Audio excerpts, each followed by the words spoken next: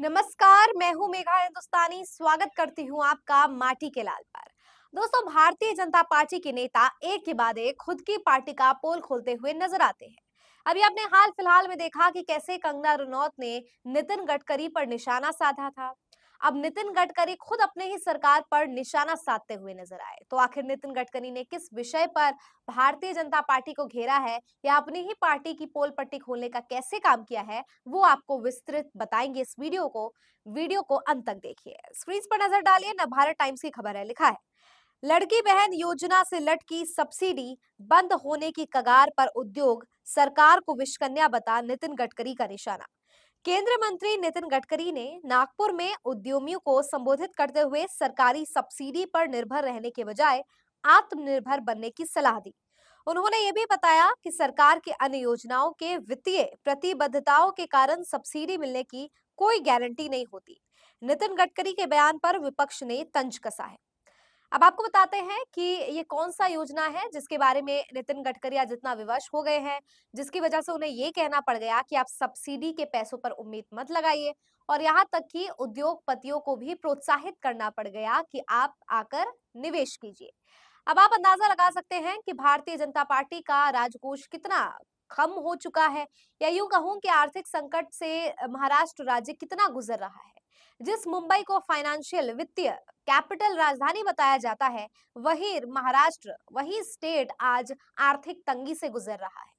लिहाजा राज्य में मंत्रियों को निवेशकों को प्रोत्साहित करना पड़ रहा है। यानी अपनी सरकार जो योजना शुरू कर रही है, उस योजनाओं को धरातल पर लागू करने के लिए पर्याप्त पैसे नहीं है।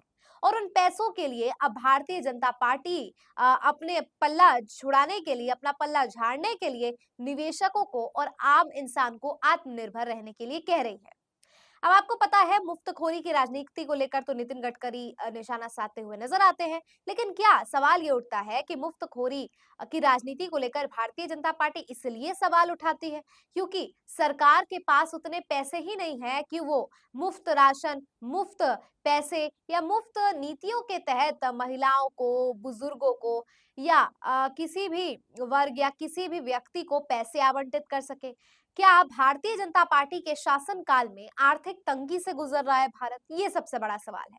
इसको समझने के लिए नितिन गडकरी के बयानों पर गौर करना होगा। नितिन गडकरी ने किस योजना को लेकर क्या कहा है, वो बताते हैं। स्क्रीन पर नजर डालिए, लिखा है, महाराष्ट्र के राजकोषीय दबाव पर गडकरी के संकेत के बाद विपक्ष ने लड़की बहन योजना की आलोचना की। इस योजना के तहत 21 से 65 वर्ष की विवाहित, तलाकशुदा और निराश्रित महिलाओं को 1,500 रुपए प्रति माह दिए जाते हैं, जिसमें वार्षिक पारिवारिक आय सीमा 2.5 लाख रुपए है। अनुमान है कि उस योजना में राज्य को हर साल 46,000 करोड़ रुपए का नुकसान होता है। अब आप अनुमान लगा सकते हैं कि हर साल अगर 46 करोड़ रुपए का नुकसान होता है सरकार को, और सरकार ये नुकसान नहीं उठा पा रही है, यानी कि सचमुच आर्थिक स्थिति जो है वो बीजेपी के शासनकाल में महाराष्ट्र में बहुत बुरी हो गई है। लिहाजा अपनी नीतियों के लिए इतना संघर्ष करना पड़ रहा है। और तो और बड़े कंपनी वालों तक को जो है, उन्हें उनके सामने जो है हाथ जोड़ना पड़ रहा है कि आप निवेश कर दीजिए, या फिर जनता को ही सलाह दिया जा रहा है कि आप आत्मनिर्भर बन जाइए। इसको लेकर विपक्ष ने निशाना साधते हुए नितिन गडकरी पर क्या कहा है, देखिए। संजय राउत ने निशाना साधा। शिवसेना यूबीटी के सांसद संजय राउत ने कहा, लड़की बहन योजना मूल रूप से शिंदे सरकार के लिए वोट खरीदने की योजना है। सत्तारूढ़ शासन राज्य में महिलाओं के लिए कोई चिंता नहीं दिखाता है। इस योजना के लिए धन को विभिन्न महत्वपूर्ण परियोजनाएं और पहले से हटा दिया जा रहा है। लड़की बहन के फंड में वितरण के भी तीनों गठबंधन सहयोगी श्रेय देने की होड़ में है। उप मुख्यमंत्री देवेंद्र फडणवीस ने हजारों लाभार्थियों को अपने नाम से एक पत्र भेजा है, लेकिन मुख्यमंत्री शब्द को छोड़ दिया, जबकि योजना का नाम मुख्यमंत्री के नाम पर है। सुप्रिया सूले ने कसा तंज। एनसीपी सांसद सुप्रिया सूले ने कहा कि गडकरी जैसे वरिष्ठ बीजेपी नेता ने राज्य की वित्तीय स्थिति के बारे में चिंता व्यक्त की है, जो दर्शाता है कि महाराष्ट्र में पार्टी के पदाधिकारियों को इस पर ध्यान देना चाहिए। विपक्ष ने जब इसे मुद्दे को उठाया तो उन्होंने उनकी अनदेखी की। कम से कम अपने वरिष्ठ की सलाह तो मानिए। जब वित्त मंत्रालय लड़की बहन जैसी योजनाओं पर अत्यधिक खर्च के खिलाफ चेतावनी दे रहे हैं, तो राज्य मंत्रिमंडल करदाताओं के पैसों को अनावश्यक रूप से बर्बाद कर रहा है।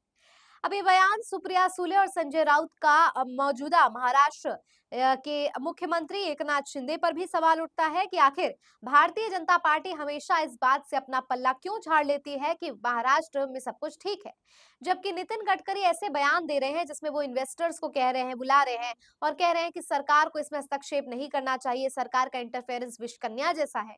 और इस प्रकार की बातें नितिन गडकरी कह रहे हैं, तो आप इससे अंदाजा लगा सकते हैं कि सचमुच क्या मौजूदा राज्य की स्थिति होगी। इससे पहले आपको याद होगा कि नितिन गडकरी ने तंज कसा था मोदी सरकार पर और कहा था कि सरकार ऐसी होनी चाहिए जिसे आलोचना झेलने की क्षमता हो। और हमें मालूम है कि वर्तमान स्थिति में प्रधानमंत्री मोदी और भारतीय जनता पार्टी ही है जो सत्ता में काबिज होने के बाद भी अपनी आलोचना, अपनी निंदा को बिल्कुल भी बर्दाश्त नहीं कर सकती। यही कारण है कि नितिन गडकरी पर अब विपक्ष सवाल भी उठा रहा है। नितिन गडकरी तारीफ भी हो रही है कि उन्होंने खुलकर महाराष्ट्र की आर्थिक स्थिति के बारे में सच बात बताई है जो भारतीय जनता पार्टी छुपाना चाह रही थी। खैर, ये तो वो खबर हो गई जिसके जरिए नितिन गडकरी क्या बात कह रहे हैं और महाराष्ट्र की स्थिति आप तक पहुंचा रहे हैं। लेकिन सवाल ये उठता है कि आखिर ऐसा क्यों हुआ और किस वजह से महाराष्ट्र में इतना आर्थिक लॉस हो रहा है। दरअसल महाराष्ट्र ही नहीं, आप किसी भी राज्य का मुआयना करेंगे तो मालूम होगा, जो भी राज्य जिस प्रकार की नीतियों का गठन करती है, अगर वो धरातल पर लागू नहीं हो रहे, या तो बिचौलिया खा जाते हैं, या तो धरातल पर इसलिए लागू नहीं हो पा रही क्योंकि दिखावटी रूप से योजनाएं अत्यधिक है, लेकिन लाभार्थियों की संख्या बहुत ज्यादा है, या लाभार्थियों की संख्या और योजना ज्यादा होने की वजह से केवल चुनाव के समय इसका प्रयोग किया जाता है और केवल दिखावटी रूप से लाया तो जाता है योजना, लेकिन इसे लागू नहीं किया जाता और जब लागू करने का समय आता है तब मालूम होता है कि कितने पैसे और कितनी लागत लग रही है। लिहाजा महाराष्ट्र में चुनाव है और ऐसे में स्थिति इस तरीके की बनी हुई है, महिला वोटर्स को लुभाने के लिए इस तरीके की योजनाओं को शुरू तो कर दिया जाता है, लेकिन महिलाओं तक ये योजनाएं पहुंच नहीं पाती है। अब चुनाव से पहले अब ये कह देना कि आर्थिक संकट है या सरकार को इससे दूर रहना चाहिए, विश्वकन्या जैसा बयान ये बताता है कि महाराष्ट्र में केवल चुनावों को मद्देनजर रखते हुए इस प्रकार की योजनाओं को प्रारंभ तो कर दिया गया, लेकिन अपने वास्तविक उद्देश्य की पूर्ति ये नहीं कर पाया, जो ये साबित करता है कि भ्रष्टाचार कितनी ज्यादा लिप्त है और राज्य में वित्तीय राजधानी होने के बावजूद इस तरीके का स्थिति बनी हुई है। क्या लगता है आपको नितिन गडकरी के इस बयान पर, संजय राउत से लेकर सुप्रिया सूले तक का कटाक्ष जो है और नितिन गडकरी की सच्चाई? कमेंट में बताइए। मुझे दीजिए इजाजत, देखते रहिए माटी के लाल। धन्यवाद।